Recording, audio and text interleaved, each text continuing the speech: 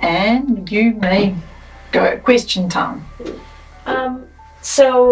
Some of our students that are beginning the program are beginning at a young age, so we think it'll be easy for them to transition, but some are in high school, and we're very concerned with how to transition them from, after 7 or 8 years of rote memorization and sitting still and just reading a blackboard for so many years, how can we transition them smoothly into the Oikos system of education through like multimodal education and making education fun? Oh, this is a very good question, but I'm going to answer it from a point of not actually being in a children's home and running a children's home and understanding exactly what you mean. So I don't speak from experience, but what does come to me is that the young adults in your care, if whatever kind of background they've come from is different to where you're trying to head them, that's the first thing I'm picking up. It's actually very different. And so they haven't been molded into this from little young years upwards. That's what you're saying. So now you've got this valley to cross somehow. What I would say about that is to consider taking each one of those individual young adults and saying to them, right, this is not be where you've come from. This is where we would like to love and care and nurture, guide, train, mentor you too. So it's not going to look like that anymore. That is now history that is past. This is now a new beginning. And this is where we're starting out. And this is how we can help you. So let's work with it. And you give them the picture. You paint the picture for them and say, what you're accustomed to is sitting in a classroom, being taught from a blackboard, and these are the things. You tell me what you're accustomed to, and then the student tells you what they're used to, what the experience of being taught is, what the experience of a school, a principal, a teacher, whatever is. And then you say, okay, now I'm not that. I'm here to come alongside you. I'm not here to be the teacher that whips you or that focuses on your grades or your weaknesses or what you can't do. What we here is to take each one of those weaknesses you might have struggled from and help you to build it into a strength with kindness and love. And God wants this for you. This is how He wants it done for you. How it was being done isn't an experience that you feel you can relate to as that's what God would like for you. A loving, kind God isn't going to have been delivering that to you. So now that's going to change. And here you are now in our care.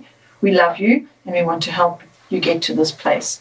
To do that, there's going to be some changes that are going to come. What you're used to having classroom. Now it's going to be more, here are the resources. There's going to be a bit of independent study. For you to get from here to here means you're going to have to make an effort. You're going to have to put some of your own responsibility into it. Now, if that child doesn't know what that means or knows how to do that, then that's okay. I will help you to get there. So we'll take this language book, the purple lattle, and we'll go through the lessons. And this is what it's going to look like. It's not going to look like sitting in a classroom and me teaching you. It's going to look like, here's your student book. Here I am to come alongside you and help you accomplish that. Why? Because would you like to drive a car one day? To do a learner's license means you have to read and study a book. This is what the book looks like. Get a learner's license manual, book, whatever. Put it in your library and show them. That's what it looks like. Now, to get to that takes discipline. It takes you needing to be responsible for learning, your own learning. Okay. I'm going to help you get there because until now you've had somebody telling you, you've got to learn this, spoon feeding you, whipping you maybe when you don't. That's what it's looked like. This is how it can look. This is how we would like it to look for you. This is how God wants it for you. Okay. And now they used to, in the transition you were talking about earlier was they used to seeing school as school and free time as free time. Now you're trying to sort of let it all blend together. So you say to them, in our adult life, which is what we want to help equip you to be useful to God and fulfilling the purpose He has specially planned for you. To get there, in our adult life, it's not going to be, I'm going to work and then I'm going to do nothing. Because let's think of the principal, I'm not sure what you call yourself, who runs, let's think the principal. Does she do some principal work and then nothing? And does she sit and go, well, it's my free time now? That's not what it looks like, okay? You see her all the time at work. And you see her having strength to be able to do that. And she has to call on God to be able to do that. And that's why we're going to be spending time in the Word to teach you how to do that. Hence, the example you set is of such vital importance, one of joy and strength, as we were talking about earlier. And if you don't have that, go on a little bit of furlough, get recharged, come back in fresh, because you are their example, okay? And so now you show them this picture, and you say, so if that's where you're trying to get to, if that's what you would like to achieve, I'm here to help you achieve that. And it's going to look very different. The time, I'm not saying you're not going to have any free time. You can tell, don't get me wrong, you're not going to not have free time. We're going to have plenty of time to have a lot of enjoyable things happening. But they are going to cross each other. We're not going to have school and no school. This isn't a schoolroom. This isn't a classroom. You're not in school anymore. You're in a home. And in this home, we're here to guide and nurture and mentor you into your adult life. And so these resources that we've got for you, this science is going to teach you about God, your creator. If you don't take any interest in it and you don't apply yourself in it, you're going to lose. You're going to miss out. It's not about me shoving this knowledge down your throat and making you learn it. It's about me giving you a resource of great value and saying, here it is.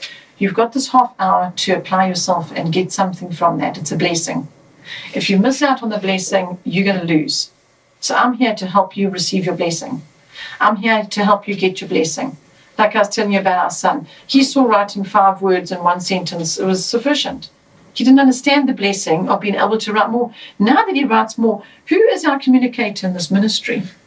Who's the one that writes to the people when we want them to consider the needs of this ministry and ask for some special consideration? Who puts that in beautiful, spiritual and physical and practical terms very eloquently? And I read it and I go, wow. You do all our letter writing from now. The boy who could write 5 words, sentences, okay? That's the blessing that that's a blessing to him, it's a blessing to who he writes to, and it's a blessing to God. So give them examples like this and say to them, and we're filming all of this. So we'll send you this DVD. Sit them down in front of it and say, I asked them at that place, Oikos, I was concerned about you going from this to this and how to take you across the transition. And this is what they suggested. Because God cares about you. Because God wants you to have these skills that we are here as adults able to impart to you. And so it's going to look very, very different to anything you're used to. That's what I can offer in that instance. The actual practical outworking of it, are they going to receive it? Is it going to be acceptable to them? Are they going to be stuck in their old ways? I don't think so. Do you know why? Because I think children are very adaptable. And I think they're pretty resilient as well. And they're pretty strong. Remember, the kingdom of heaven is stored up in them. Mm-hmm. So if you want some heaven in your orphanage, in your children's home, it's right there in the hearts of the children. You just need to get it from them. And I don't know, I just believe that if you take a young person at age 14, 15, whatever age, and you say, this is how it was, this is how it can be, I'm here to help you to get there. I have a lot of hope for that. And yes, you might come up against some real struggles where there's just complete demoralization, a completely broken person, a completely drugs have affected the functioning of the brain, the mental abilities, all those things. And obviously that's now a whole new consideration. What does God want for that person? He wants a person loved. If that person wants to sit and do needlework because that's what makes them comfortable and help them heal, you see how much you're witnessing with that. And they sit and they do needlework while you read from the word to them, you pray with them, you read a story out of King's Daughter to them, and another story, and the healing work begins because they've been nurtured enough. It does not matter if they don't apply themselves with their maths lessons that you're giving them and their language lessons. What's more important to God is their heart, their spirit, their soul, and that they've been loved by Him through you. So I don't know if that's practical enough. I don't know if it's just too much of God's picture on it and not enough practical application. But it is a different picture we're talking about from Oikos. It's not school, classrooms, grades, teach it. You mentioned earlier on the students. You as the people from the children's home call them your students. They're not your students, they're your children.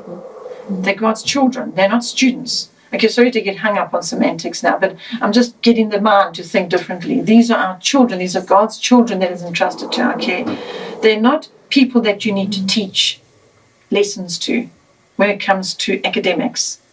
They're people you need to love and share His word with and help them get to where God needs them to get to. That's how we see it here from Oikos. What other questions? I want to ask another one on those lines.